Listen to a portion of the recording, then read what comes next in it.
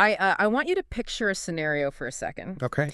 You are a soldier. You've just spent years fighting this brutal war against an enemy that is essentially biological perfection. Right. The ultimate killing machine. Exactly. They have acid for blood, double jaws, they feel absolutely no fear, and they hunt you in the dark.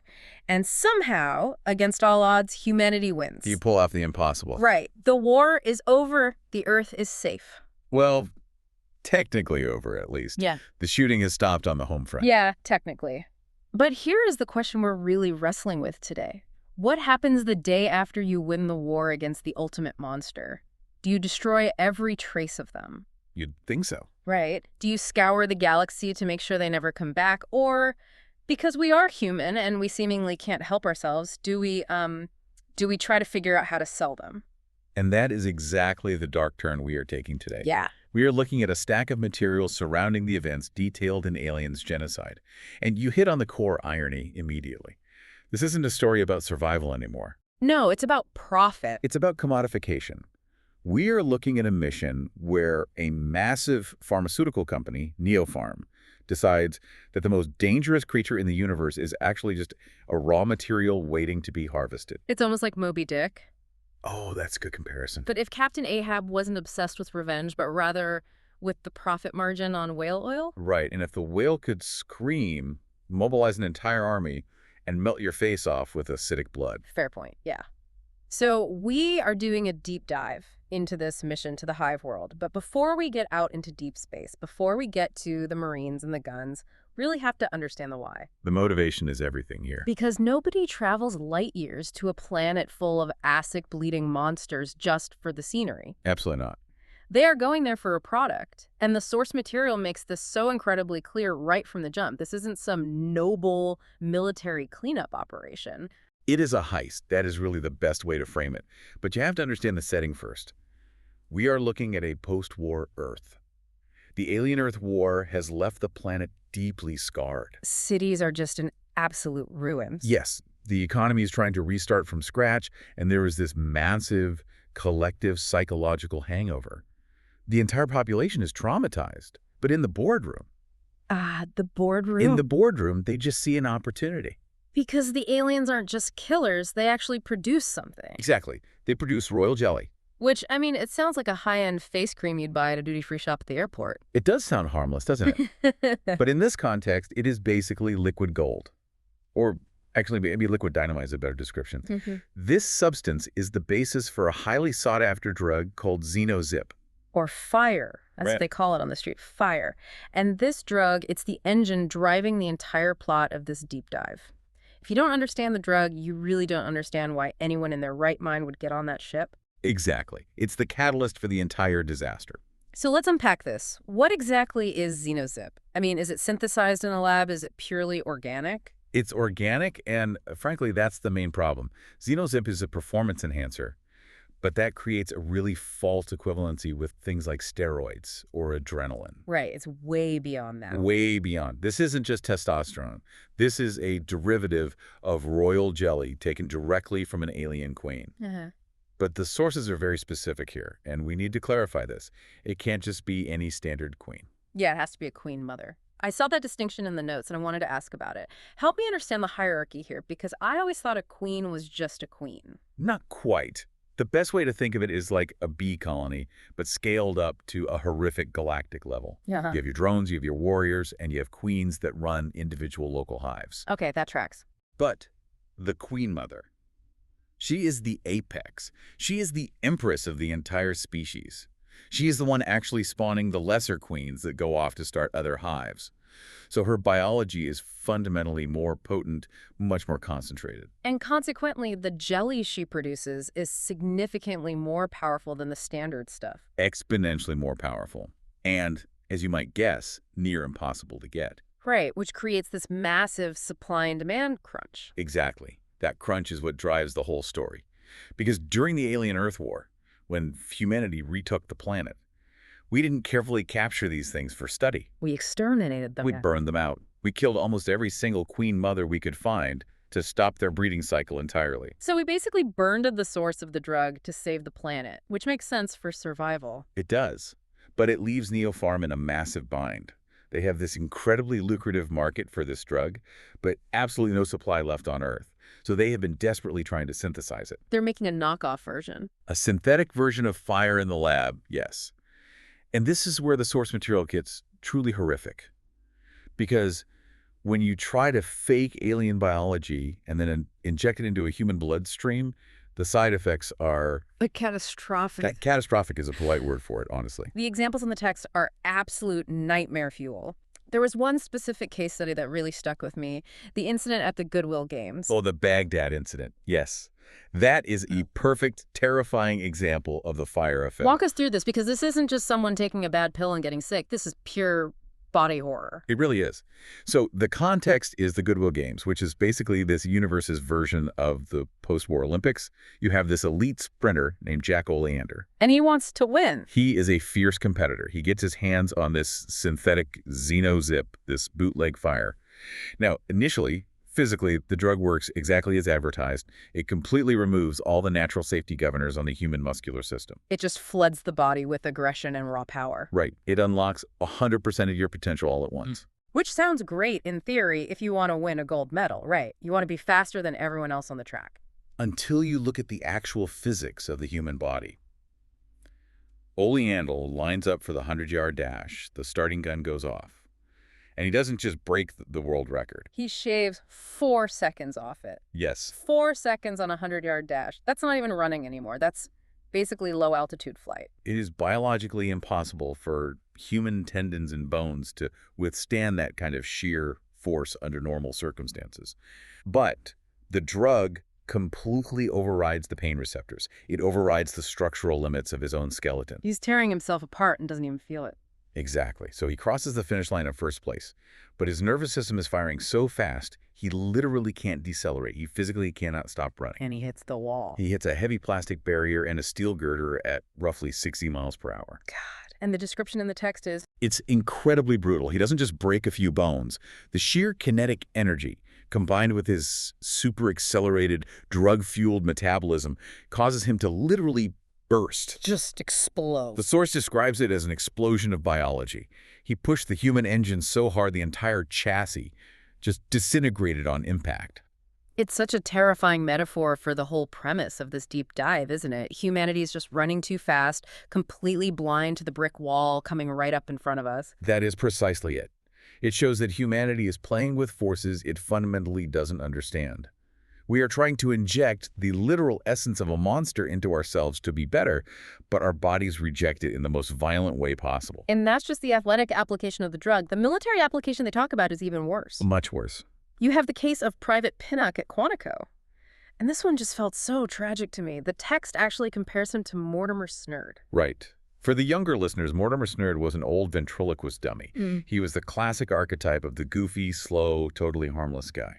Yeah, Pinnock is the guy in the platoon who constantly gets bullied. He's meek. He's the absolute last person you'd expect to be dangerous in a firefight. Exactly.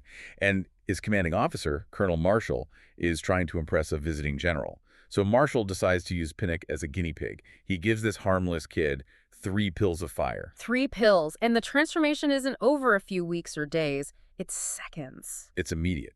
Pinnock goes into an absolute berserker state. He shreds his own uniform off. He starts tossing fully grown combat-trained men around like they are rag dolls. That's raw strength. And he kills his fellow soldiers with his bare hands. He is taking small arms fire. Bullets are physically hitting him, tearing into him, and he doesn't even flinch. He doesn't feel it. And how do they finally stop him?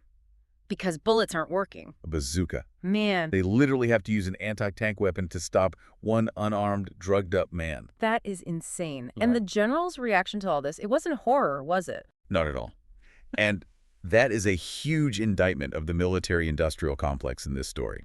The general watches a soldier massacre his own squad and then get blown to pieces, and his immediate takeaway is, we need to investigate this further. He just sees a weapon. He sees a super soldier who feels no pain, follows no rules, and has no fear. It really highlights that theme you mentioned earlier, the hubris of it all. We are literally injecting the monster's DNA into our veins just to feel powerful. We are actively becoming the thing we fear.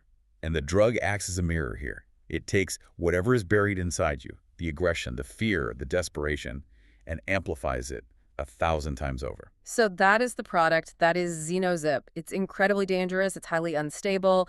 And the synthetic version is actively killing people. Massively fatal. So the only way to fix the formula, the only way to make it safe and profitable is to get the real thing. Pure Queen Mother jelly. Which brings us to the man who decides to go out and get it. Daniel Grant. The CEO of Neopharm. Now the text paints a very specific, vivid picture of this guy. He isn't some rough-and-tumble space marine with a cigar. No, not at all. He's a suit. He's described as sartorial. He's arrogant. He is a man who cares deeply, almost exclusively, about appearances. He wears the absolute most expensive suits. He dates high-profile models. He is seen at all the exclusive underground clubs. Right. But it's an entire facade. The deeper dive into his character reveals that he is absolutely, completely cornered. He projects all this power to the world, but in reality, he is powerless. Because it's always the money, isn't it? It always comes back to the money. It's the massive debt. Grant has borrowed incredibly heavily just to keep Neopharm afloat and to fund all this synthetic drug research that is currently failing and blowing people up. And he didn't exactly borrow from a traditional bank. No, he borrowed from a major mob figure named Fisk. And Fisk isn't the type of guy to send a polite past due notice in the mail. Definitely not. The scene at the nightclub, Flickers, is absolutely crucial to understanding Grant's true motivation. Set the scene for us there. He's at this club with his date, Mabel. He's trying to project this untouchable image of success. And Fisk just shows up at his table to collect the debt. Just casually walks up. Right. And when Grant tries to stall him, make up excuses, Fisk doesn't even argue. He doesn't yell. He just turns around and walks away. And literally moments later, a drive-by shooter completely shreds the booth they are sitting in with heavy weapons fire. Grant survives by diving under the table, but Mabel is killed instantly. It's a completely shocking moment of sudden violence that completely shatters Grant's protected, wealthy world. It's a wake-up call. It tells him, and it tells us as the reader, that he is absolutely not safe anywhere on Earth. So when we see him later forcing his way onto a military starship, heading for the most dangerous, hostile planet in the galaxy, it's not because he's suddenly brave. No. It's because the hive world is statistically safer for him right now than New York City. He is literally running for his life. He needs that authentic royal jelly to perfect the drug formula, save his company's stock, and pay off Fisk. Because if this mission fails, he's a dead man anyway. Exactly. That is a deeply desperate man. And a desperate man with billions of corporate dollars and a private army at his disposal is a very dangerous thing. It's a recipe for disaster. Speaking of that private army, Grant charters a military ship called the USS Razia. But a ship needs soldiers. And the commander he manages to get for this run, Colonel Alexandra Kozlowski, she is something else entirely. Grit and iron. That's exactly how she's described in the text. But she's not just physically tough. She's profoundly damaged. She is the absolute mirror image of Grant. Where Grant is motivated purely by corporate greed and terror of the mob, Kozlowski is motivated by deep trauma and pure hatred. Because she's a veteran of the original Alien Earth War. Yes. She has seen the nests up close. She knows exactly what they're walking into. We get this really intense flashback to her trauma. They call it the Hollywood and Vine incident. A hive clearance operation, right in the middle of ruined Los Angeles. This scene is really difficult to read. She was commanding a squad, pushing into the hive, and her lover, Peter Michaels, was walking point. And he gets snatched by a warrior alien. Yes. And usually in these stories, that's it. You get grabbed into the dark and you're gone. Usually, yes. It's quick. But Kozlowski has to watch. And worse, she has to listen over the open comms as Peter is hoisted up into the ceiling of the hive. He's screaming. He's screaming for her, and an alien cuts him. The acid blood pours directly over him.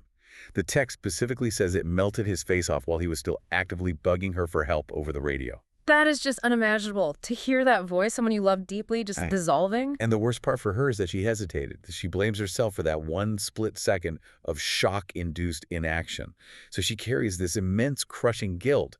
And over the years, it has curdled into a pure, white-hot hatred for the entire species. She wants them completely extinct. It's personal for her. But here is the twist that I found absolutely fascinating. She hates them with every fiber of her being. She wants to kill them all. But she is also actively popping fire pills. It's the ultimate hypocrisy, isn't it? She is an addict. She's hooked on the alien. Yes. Yeah. She needs the literal essence of the creature she hates just to get out of bed in the morning, to maintain that tough, iron persona for her troops. It numbs the pain of the past, but it biologically bonds her to the very enemy she wants to destroy. She can't escape them because she is literally ingesting them. Exactly. So you have a deeply drug-addicted military commander who hates the mission target, and a massively debt-ridden CEO who absolutely needs the mission target to survive the week. It's brilliant character tension. This is a massive powder keg before they even leave Earth's orbit. And we haven't even talked about the rest of the crew yet. Because Grant didn't just hire generic, faceless soldiers. He got a very specific, very weird mix of personalities. Right, because he handpicked them based on what he thought he could control. Let's talk about Lars Henriksen. They call him the perfect soldier. Henriksen is deeply unsettling to read about. He is this massive 6-foot-plus, blonde, Nordic guy, and he follows every single order with zero hesitation. Almost too perfectly. Way too perfectly. He is so unnaturally efficient that the other soldiers are actively convinced he is a synthetic, an android. Does he ever deny it? He does deny it, but his performance in combat says otherwise. He is the one guy Grant really trusts on the ship, because Grant views people merely as assets, and Henriksen is a perfectly reliable asset. Unlike the rest of the burnouts on the ship. Exactly, like Captain Hastings. Hastings is wild. He's the pilot of this massive vessel. He is the ultimate anti-hero here. He's piloting a military starship through hyperspace, jumping across the galaxy, and he's just sitting in the pilot's chair doing crossword puzzles. He couldn't care less. He doesn't care about the military glory. He doesn't care about Grant's money. He just wants to finish this one last job so he can retire to a chicken ranch. A chicken ranch, of all things. A chicken ranch. It's such a beautifully mundane, purely earthly dream. It grounds the entire story. Amidst all this massive sci-fi horror and corporate espionage, you just have a guy who wants to raise poultry in peace. And then there are the regulars, the boots on the ground, Privates Jastrow and Ellis. Jastrow really stood out to me in the reading because he plays the saxophone. Yes, that saxophone is a really crucial symbol in the narrative. How so? Well, think about it. They are locked in a cold ship of war, heading out to a literal planet of death.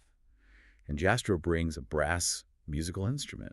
He genuinely loves jazz. It perfectly represents the fragility of human culture. The soft underbelly of humanity. Exactly. Amidst the acid blood, the nuclear weapons, and the overwhelming corporate greed, there is this one guy just trying to make art in the dark. It makes the soldiers so relatable. They aren't just faceless grunts and identical helmets. They are actual people with hobbies and quiet dreams. Which makes what happens to them later so much worse. Right. It massively raises the stakes. You really don't want the saxophone player to die. You care about him. So this entire volatile crew is loaded onto the USS Razia, and they head out into deep space. And the journey itself isn't exactly smooth. There's that moment right when Grant wakes up from hypersleep. Oh, yes. Kozlowski decides to play a little prank on him. A prank is putting it lightly. She projects a highly realistic hologram of a screaming alien right into his face the exact second his hypersleep pod opens. Talk about a rude awakening. He must have had a heart attack. It establishes their dynamic immediately and violently. She absolutely despises him. She sees him as a suit, a rich tourist who is risking her people's lives for a paycheck. She wants to put him in his place. She wants to remind him of what they are actually flying toward. But it also clearly shows that on this ship, she is the alpha. But Grant is playing his own game. He has major secrets. Later on, he takes Kozlowski and Henriksen down to Deck E. This is the highly restricted Neo-Farm section of the ship. And what they have going on down there is just disgusting. Yeah, it's foul. It is the absolute height of that corporate hubris we talked about earlier.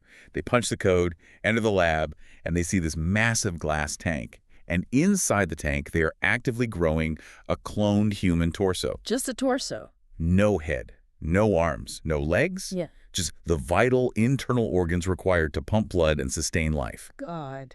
It creates a vivid, truly grotesque image in the reader's mind. And the craziest part is, it was cloned from Dr. Frio's own DNA. One of the lead Neo-Farm scientists on board literally used himself as the genetic blueprint. And what's inside the torso? Inside it, they are incubating an alien chest burster. So they are actively breeding them on the ship, while the rest of the crew sleeps unaware. Yes. Yeah. The corporate plan isn't just to fly down and steal a bunch of jelly. That's short-term thinking. They want to breed their own queen. They want to bring a live queen back to Earth, or at least to a secure off-world facility, and just farm her like cattle. They want to domesticate the perfect killing machine. Exactly. What could possibly go wrong with that plan? Everything. Literally everything. And it happens fast. There's a major incident during the journey.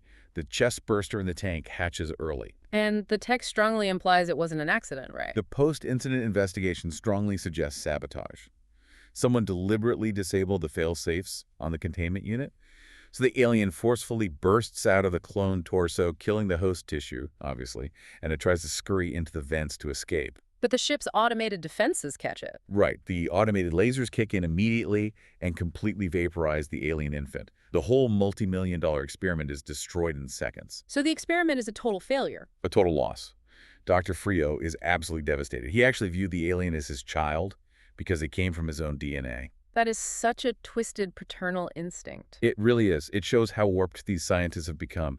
But the real dangerous takeaway for the crew is the paranoia. Because someone intentionally let it out. Exactly. They are stuck in a tin can on a spaceship, light years from any help, heading toward a planet of literal monsters, and there is a saboteur actively working on board. It adds this massive layer of tension. Is the saboteur a corporate spy from a rival company like MedTech?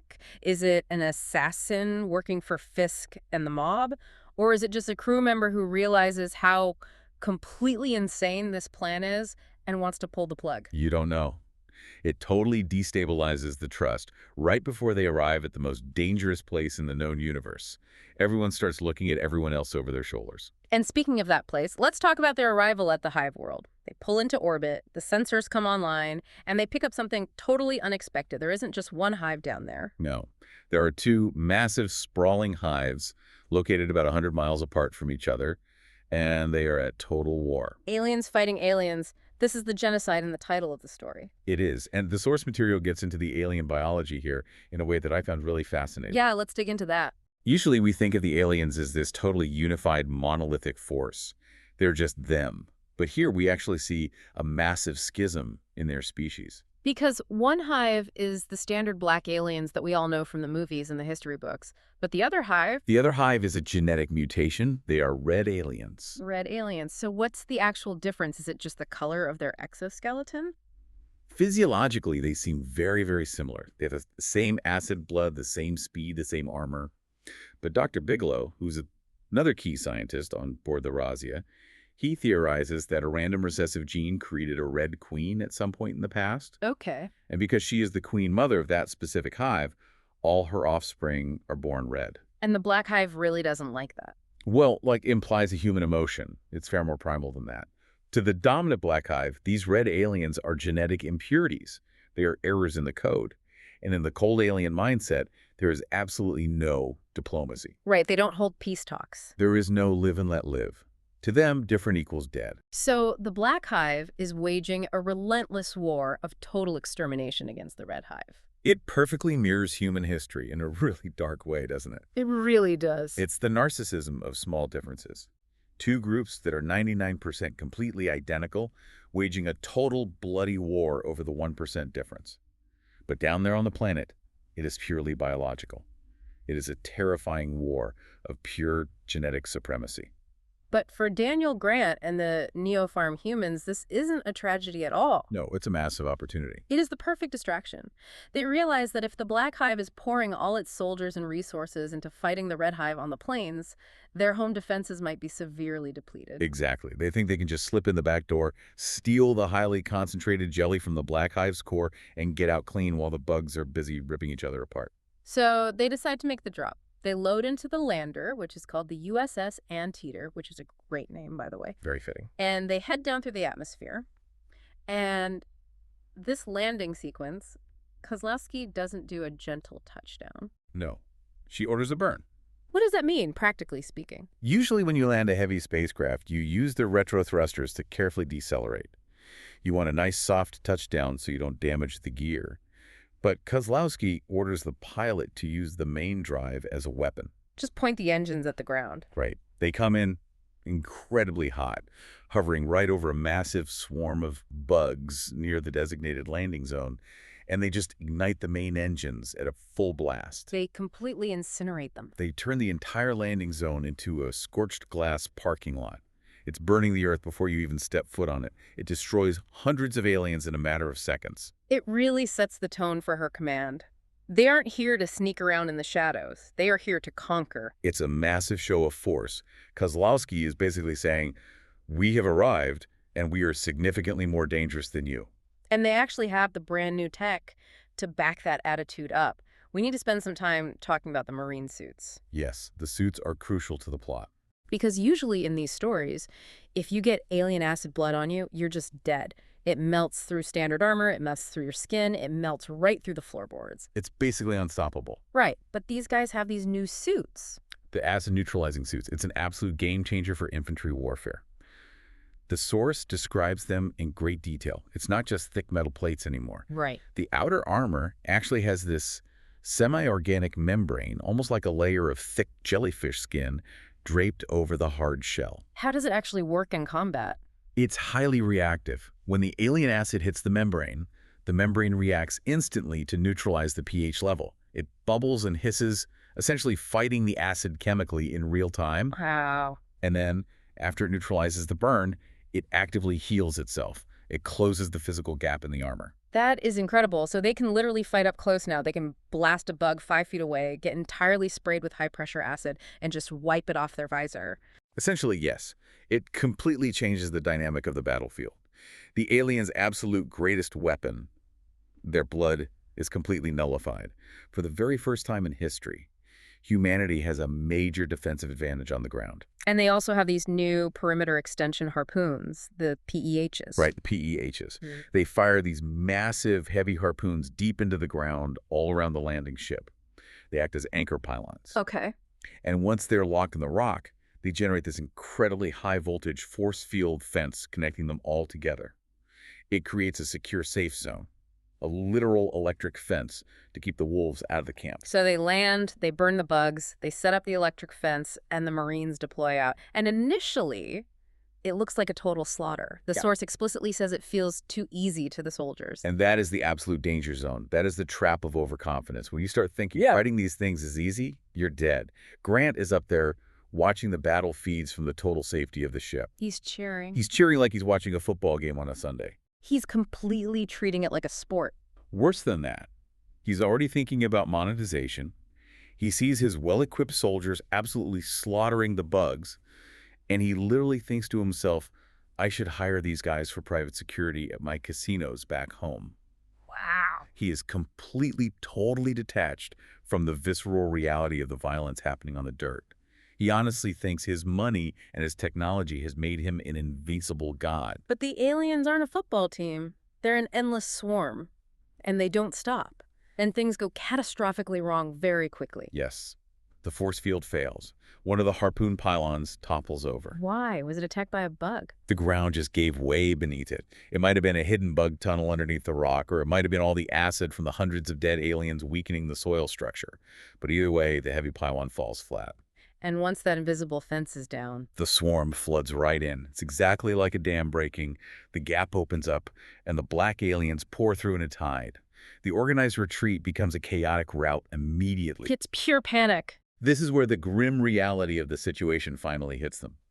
The acid suits are genuinely great, but if you get physically overwhelmed by 50 aliens jumping on you at once, the suit doesn't matter at all. The sheer, crushing weight of them will break your spine. And we lose some major characters here in the mud. Private Jastro, the sax player. Yeah, that one hurts to read. He's bravely holding the line, firing his weapon, and he just gets completely swarmed by the bodies. It's brutal. It beautifully symbolizes the total loss of that human element we talked about earlier. The desire for art and music gets violently crushed by raw, uncaring biological violence. The saxophone is silenced permanently. And Sergeant Argento, the heavy weapons guy, he gets taken out too. Right. He gets killed by a bug that managed to jump all the way onto the landing ship's hull and drop down on him. It's total chaos everywhere. But amidst the chaos, we do see some intense heroics. Hendrickson, the perfect soldier, is fighting with completely unnatural speed. He is saving people left and right. He is moving far faster than a normal human should be able to move in heavy armor. Which just heavily fuels those rumors that he might actually be a synthetic. Exactly. He is utterly efficient. He is cold and precise. Yeah. While everyone else is screaming and panicking, he's just calculating trajectories. He single-handedly saves the ship from being totally overrun at the ramp. And we also get this moment with Private Mahoney. She has this really dark, twisted moment. Yes, she does. She takes over the ship's big guns right after Argento dies. She has to shoot an alien that is actively threatening to breach the hull. And she makes a comment that really sticks with you. She says the bug looks like her boyfriend. Right. It's a recurring, deeply dark joke among the combat troops. Explain that psychology a bit. Well, the aliens have a bipedal, humanoid shape. 2 arms, 2 legs, a head on shoulders. In the sheer mind-bending trauma of close-quarters battle, seeing that distorted, horrific reflection of humanity charging at you, it completely messes with their heads. It's psychological warfare just by existing. Exactly. It's profound trauma masking as gallows humor. She is shooting a monster that looks vaguely like a tall man, and her mind instantly snaps to a domestic reference just to cope with the horror. They manage to survive the attack, but barely. They drag the survivors back inside the perimeter. They manage to fix the fence pylon, but the morale of the entire unit is shattered. The cakewalk is officially over. They realize they are standing in a meat grinder. And this is exactly where the internal betrayal escalates to the next level. Grant is visibly shaken by watching the slaughter on the monitors. He maybe feels a sudden need to prove his own courage to the troops, or perhaps it's just pure blinding ego, but he decides he actually wants to go out in the hive personally. Which is completely insane. He's a corporate CEO, he has 0 combat training, he's never fired a weapon in anger, but Kozlowski actually agrees to let him suit up. Why would she do that? I think she figures if he sees the hive up close, if he smells it, he'll finally understand the true danger and back off. Or maybe she just hopes he gets scared straight and runs back to the ship. So Grant goes down to the empty locker room to get a suit. He is totally alone in the room. The atmosphere written in this scene is incredibly tense. It's quiet. Just the low hum of the ship's engines. He walks up and opens a secure locker. And inside the locker is an alien egg. A pod. Yes. That means someone physically carried it in there and planted it. Yes. And as soon as the door opens, the egg opens. A facehugger leaps right at him. This is literally the stuff of nightmares. Grant is totally alone in this sterile locker room. This pale, spider-like thing just flies through the air at his face, the long fingers reaching, the tail whipping. He barely manages to grab a heavy suit helmet off the bench and use it as a makeshift shield. He fights the thing off, but he's completely panicked. He's thrashing and screaming for his life. Kozlowski happens to hear the commotion from the hall. She rushes in. And she's the one who saves him. She doesn't hesitate. She physically kicks the facehugger hard against the metal bulkhead and shoots it dead. But the realization that hangs in the air in that room afterward is chilling. He changes everything. Because that definitely wasn't an accident. That egg didn't just walk into a sealed locker on a human ship. The saboteur planted it there specifically to assassinate Grant in a way that looked like a tragic hazard of the planet. It absolutely confirms that the threat is internal as well as external. Grant is actively being hunted on his own private ship. The mob boss, Fisk, or maybe a rival pharmaceutical corps, has literally reached out across the stars to make sure he dies out here. It creates an intense pressure cooker environment. They can't trust the shadows outside, and they can't trust each other inside. And they don't have the time or resources to hold a formal inquiry to find the killer. They are stuck on the surface. The bugs are endlessly swarming the electric force field. They can't even get out to the hive entrance because there are just way too many bodies out there. It's a total stalemate. And this is exactly where Dr. Bigelow steps up and comes up with the nuclear option. Yes, this is the plan that totally blew my mind when I read the brief. It is so incredibly ruthless. It is cold-blooded corporate strategy applied to biological warfare. Break it down for us. What do they actually decide to do to break the stalemate? The underlying theory is this. The Black Hive and the Red Hive are locked in a massive war across the plains. But it's a grinding stalemate. Neither side is giving an inch. Bigelow suggests they artificially tilt the scales. How? He says, what if we just nuke the Red Hive? Destroy it completely from orbit with a tactical warhead. If the Red Hive is suddenly vaporized, the Red Army will be totally leaderless, their queen will be gone. They will panic and break rank. And what happens? The Black Army will instantly sense that sudden weakness in the pheromone network. They will sense the ultimate victory is at hand. So they will pour every last drone and warrior out of their own hive to ruthlessly chase down the scattered remnants of the Red Army and finish the genocide once and for all. So they literally want to drop a nuke on the Red Hive just to draw the Black Army out of the Black Hive. Exactly. It's a massive diversion. Yeah. It will leave the Black Hive, which is their actual target, relatively empty. The elite guards will be gone. The frontline soldiers will be gone chasing the Reds. It clears the path. It clears the path for the surviving Marines to basically walk right through the front door, stroll down to the core, and steal the Queen Mother Royal jelly with minimal resistance. It is remarkably clever. Very clever. And remarkably ruthless. They are directly intervening in an alien genocide, wiping out half a species just to facilitate a corporate robbery. It really brings us full circle back to that core theme of hubris we started with. We are manipulating the absolute most dangerous, lethal species in the universe, like they are just plastic pieces on a chessboard. We are weaponizing their own deepest biological imperatives against them. Yes. And that is exactly where we are leaving it for today. The audacious plan is set. The tactical nukes are actively being prepped in the tubes. They're about to blow up an entire alien city just to clear the way for the heist of the century. The stakes have literally never been higher. They are gambling absolutely everything on the idea that they understand alien psychology or alien biology well enough to perfectly predict the outcome of a nuclear strike. Because if they're wrong... Right. If they're wrong and the Black Army decides to stay home to protect their queen, instead of attacking, the Marines are going to walk straight into a pitch-black trap and be slaughtered. So, to quickly recap this madness before we go, we have a deeply sabotaged mission. Yeah. We have a heavily drug-fueled, traumatized military commander in Kozlowski. We have a desperate corporate CEO with a mob target on his back. We have an active assassin hiding somewhere in the crew. Right. And we have a concrete plan to nuke an entire subspecies to steal their jelly for a cosmetic drug company. It is an incredibly volatile mix of bad ideas. Yeah. And honestly, it forces us as the reader to ask a really difficult, uncomfortable question. What's that? Well, the aliens are monsters by their very nature, right? They destroy anything different because they're simply their biological imperative. They don't know any better. Yeah. But the humans in this story are being monsters by pure choice. Right. They are actively, consciously manipulating a literal genocide for a quarterly profit margin. So who is the real pest in this scenario? That is exactly the ultimate question the source material wants you to sit with and answer for yourself. Well, that is a profoundly heavy thought to leave you with today. We are going to have to see if this insane gamble actually pays off in the next part of this story. Until then, thanks so much for listening to The Deep Dive. Stay safe out there.